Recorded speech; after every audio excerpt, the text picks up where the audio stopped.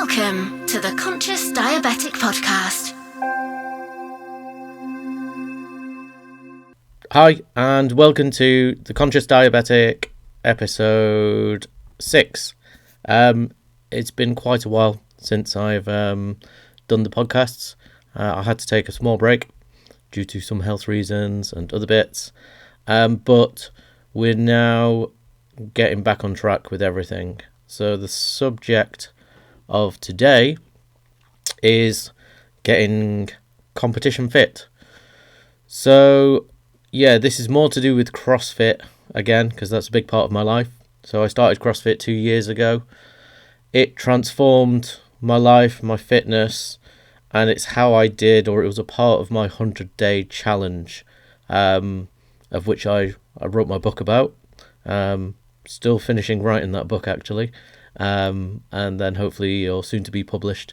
Anyway, so this re-educated me on my movements, fitness, and it rebuilt my mental state. It also basically has given me the impetus to be a coach, really, in CrossFit. So currently studying to be a CrossFit Level 1 coach as well. So hopefully, I can pass on that knowledge and further information to other people, really. CrossFit has the best athletes, or the best fitness athletes in the world, being a combination of all things from strength, agility, flexibility, etc. So yeah, if you want to learn more about CrossFit, then go to crossfit.com. But again, you'll see these as the peak of fitness. Again, you can start CrossFit from the very start, really, the lowest, not the lowest, but if you're not in good physical condition, or if you're not fit, you still go, you will still be treated exactly the same. Everything's scalable, and everything's there from the beginner to the expert as well. So this is what happened with me as well. Again, I started 2 years ago. It built everything up. And every year there's a thing called the CrossFit Games. Now, this is, say, the Olympics of the CrossFit world, or where everyone pits themselves against each other. Last year, they opened up the CrossFit Games to what are known as adaptive athletes. And in that adaptive athlete category was the category for sight-impaired people, or people with vision impairments to a degree. Now, unfortunately, no one actually did it last year.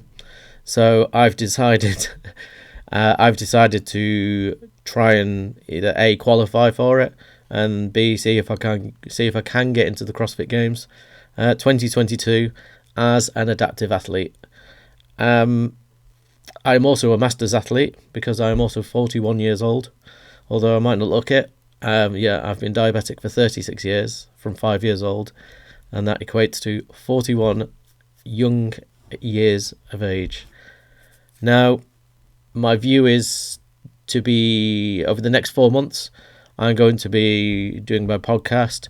I'm going to be really active on my social media, Instagram and Facebook, at Conscious Diabetic, where I'll be cataloguing and talking about everything that I experience and go through for the next 4 months, to see if it's even possible to get to that fitness stage of where I need to be as a diabetic, as a sight-impaired person, as an adaptive athlete, to try and get there. So this is a big challenge for me. So the reason I'm doing this now is just that I thrive on challenges.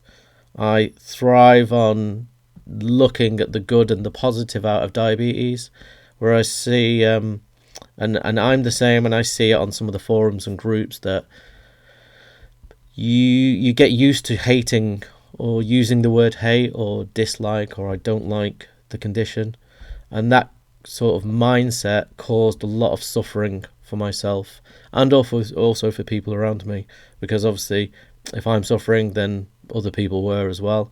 So I decided to switch that mindset, also for myself, and change that mindset to loving diabetes, really, because I have a saying, well, there's many sayings, that when you're in a fight, there's usually only one winner, and that would have always been diabetes eventually. So I switched that mindset around to loving the condition I have, and there is benefits to that mentally and physically through your mindset, which I'll talk about in another podcast, because I've been watching a neuroscientist called Dr. Caroline Leaf, and she's been quite pivotal in my mindset change. Also things with Ant Middleton from the SAS as well, who did SAS Who Dares Wins.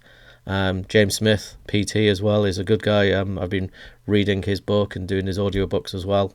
And everyone talks about mindset, and this is something that's been critical for me for a long time, really, in that your mind and mindset can dictate the way you are and the way you feel. And once you have that in control, then you really do start to change the way you see things, and the way you do things as well, for the benefit of your mind, your body, and your soul, as I put it. So yeah, I'll be doing videos, reels, posts, recording all my data, my food, and really taking a fine-tooth comb and microscope to everything that I do over the next sort of 4 months as well. More than likely, this will turn out to be a second book, whatever happens. If I make it through, if I don't make it through, hopefully I'll be on a podium, in number one spot, representing diabetes and sight-impaired adaptive athletes as well. So who knows? The vision's there. So yeah, feel free to join me at Conscious Diabetic, or visit my website, consciousdiabetic.com. Big love, and thank you to everyone who listens, who supports, feedback, likes, does literally everything. There's real big gratitude for even listening to me, and I hope it does make some impact within your life. Even if you have friends with diabetes, you're diabetic yourself, you have type 1, type 2, just drop me some feedback, and I reply to every single person as well. For more information about being a conscious diabetic, check out consciousdiabetic.com.